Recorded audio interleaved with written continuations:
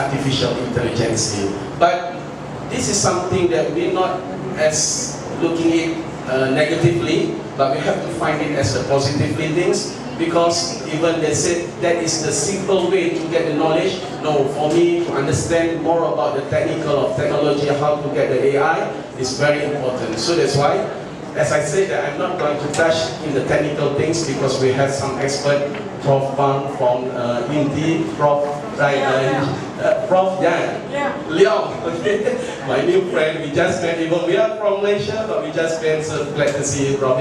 Professor will touch maybe more technically about how is the technology in education looks like in future. But mine is going to be more about policy, about how the world is going to see the intelligence of future education, especially in technologies and training. Okay. So when we talk about future education, the future of intelligence, okay, for an organization, it's its ability to learn, synthesize, and effectively apply insight at a large scale. We have to see all about intelligence for future education in large scale. I'm very sure with this event, it's not about Philippines in Manila is going to see this future education, but from the whole world, okay, like in Malaysia, we have a participant also, I'm very sure it's from Thailand, like last year we have Thailand, and also from India. We need to see this is a big scale that we are going to talk about what is future education looks like, okay?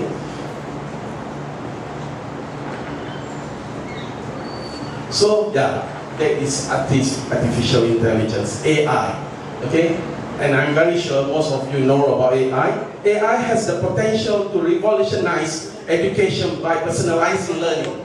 Okay, personalizing learning. So that's why in Malaysia University currently, most students talking about AI. And they take it as the personal methods to help them, to guide them to write a good writing in their assignment, in their essay. But for me, from having that copy, the AI knowledge to their writing, in the same time they are learning about what is the technology for future education when they are using AI. So automating administrative tasks, enhancing accessibility, and delivering real-time feedback to learners and educators. I'm very sure everyone in the hall, you are the educators, and maybe after this we deliver, or maybe you are the student from your college, we deliver this AI ideas to your students. So AI is very big scale, and it's not about penalizing learning, but it's for the organization, and I am very sure in future, the countries, every country will use AI for their own matters. Okay, so when we are talking about AI, I cannot touch it in the business way. I cannot touch it in the others way because I'm from the education background. So I will touch it in the education. The role of intelligence in education. Okay, learning is impossible without intelligence. So we may say that we are intelligent. Even maybe sometimes we are from the Asia region, we will try to say that I'm a smart person. I'm a very brilliant person. I'm a very intelligent. Also in Malaysia, I will not say that, or I will not going to introduce people by myself that, oh, I got a PhD from Colorado State University. I can speak well Japanese and Mandarin. No, that is the culture of our Asian, right? We're not going to say in friendly to people about our intelligence, but learning is possible without intelligence. So that's why we have to use that we are intelligent. If we are the teachers, even the kindergarten teachers or the primary school teachers or the high school teachers, the level of our intelligence is very similar. Okay, so please be proud that we are intelligent, even that we are not going to announce, okay, personally. So the effectiveness of learning is conditioned by the degree of intelligence. It is an accepted fact that students with high intelligence are easier to teach or to direct and guide than students with low intelligence. But under Sustainable Development Goals by UNESCO 4.0, they are talking about equityness, okay, equityness and quality education to all students. So this intelligence, we just cannot say that, oh, the A class is the intelligent student and the E class, last class is not intelligent. No. For me, as the 35 years experience in teaching and learning, I always say to myself, I need to teach my student the same level.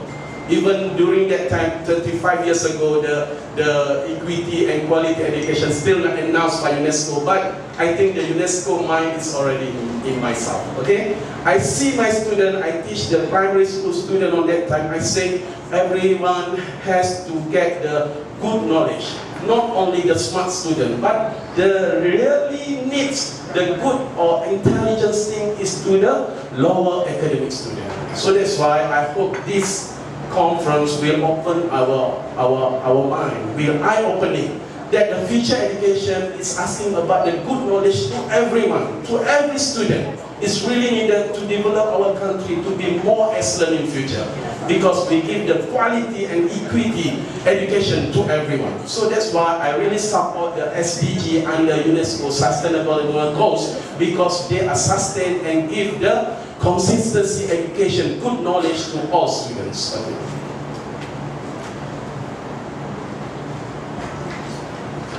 Again, what are intelligence systems in education? Okay?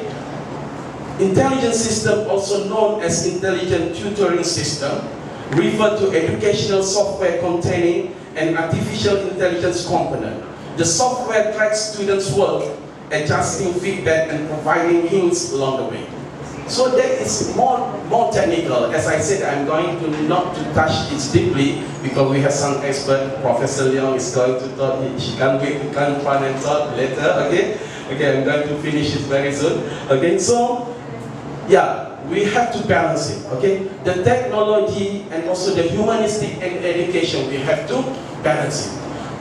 I just want to share with all of you. I think last year also I did this sharing. Every year I will go to London to attending the BET, British Educational Technologies and Training. And they just started back after 2022 because they terminated the program for almost 3 years because of the MCO. Everyone was so sad at that time because we cannot fly, we cannot attend the education program. And this year, last year, they invited me to the event in London. And this year also, I went there last March. At British Educational Technologies and Training, I learned something. When I go there, I thought that I'm going to see all about technologies in future education, all about training in future education. But surprisingly, I see that the exhibition is more about how to humanize the technology. Something different, right? Humanize the technology. Because we thought that technology, it's technical. It's a machine, and machine just follow our order. If we say yes, the machine will say yes. If we say no, the machine will say no. But to humanize the technology, that's something that I learned from British Educational Technologies and Training. And because that is not my topic, I'm not going to explore more with you today, but maybe for my future keynotes, I will say about how is to humanize the technology. It's very interesting. And I open the floor. If anyone from this hall would like to follow me to the next British Educational Technologies and Training, based in London or also in Bangkok for Pan Asia, just contact me. I will bring you to London and Bangkok, and you will see that you will bring the humanized technology to your country when you been to that event. It's really learning process for me as an educator to my students and also to the around the world. Okay, is intelligence enough to succeed in life? Is it enough for us to say, oh, we are intelligent, and then the technology is intelligent? Is it enough? It's not enough yet, right? Okay, because I said that for sure from the culturally of Asian people, we will not say that we're intelligent. And then we will say that, oh, the life is different from others because they are really quite enough to show their intelligence. But, however, research has found that while intellect is a significant factor in predicting success, it is certainly not the only or even the most important one. Recent studies have shown that emotional intelligence, that is humanized technology. Emotional intelligence, or EI, is very similar to the humanized technology. is actually a greater indicator for achievement in both academia and life than intellect. So that's why people in the hall, humanize the technology and also emotional intelligence is very important for us as educators. Because I'm very sure if we are educators, we go to school, we always want to see the good student in front of our eyes, so it will make easier for us to teach, right? If the back or the lower academic, we will say, in Malay language we say, susah lah, macam mana mau ajar ini. That is my language, okay? I think it's very similar in Tagalog. The teachers also will say, oh, it's hard to teach this student because he not understand what I'm teaching about. So that's why intelligence is not only for the smarter people. Intelligence or AI, the good technology, is not only for the brilliant people. It's for everyone. So that's why I really support the Sustainable Development Goals under UNESCO, how they pursue or proceed about having equity and also quality education for all. Okay? So heading Education 2030, I hope that we learn something, that there are about 6 years left before 2030. So is it Manila ready for giving the equity education to your student? Manila, are you ready? Yes. Yes, okay. Malaysia also ready, but we're going to see which country is going to be the top rank under UNESCO that giving the equity and quality education by 2030. Either Malaysia or Philippines, but we don't want to compete each other because under Sustainable Development Goals, it's about not competing each other, but to see the effort from the country, giving the best to our students, the good knowledge.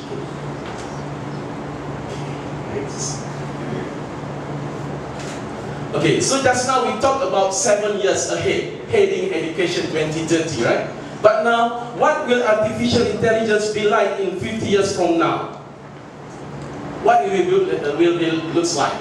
If currently we see AI is very intelligent because we just write, for example, I will put my name, who is Rozi? I will answer, Rozi blah blah blah blah. I said, oh my God, how can AI know about me? How can AI understand about my background? It was so shocked. But this is 2023. So can you imagine how it looks like in 2073, right? 2073, I'm not very sure, I'm still exist or not. If I say I will come to Manila and have this program. But 2073, maybe my grandson, my granddaughter will accept all the brilliant about AI.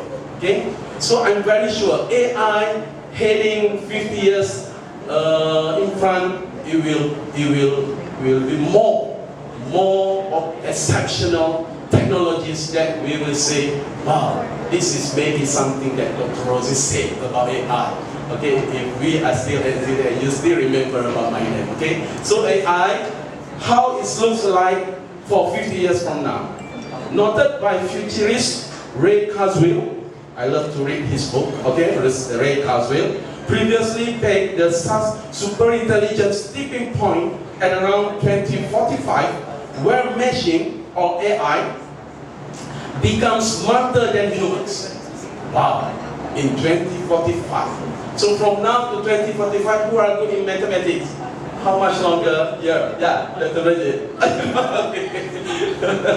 I think it's about 22 years more, right? Is it correct? Yeah, I'm not good in maths because I'm from the linguistic person, but I think it's about 23 more years, okay?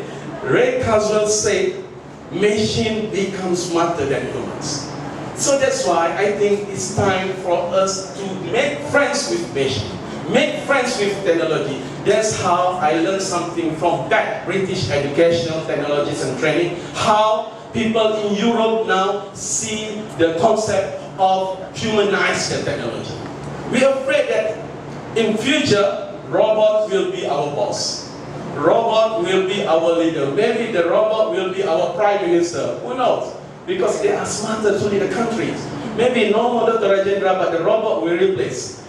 Mr. Robot Rajendra will replace to organize the event. So who knows? Because the experts say the technologies, the machine will be smarter than humans. Although he predicts by 2029, AI will have human-like intelligence.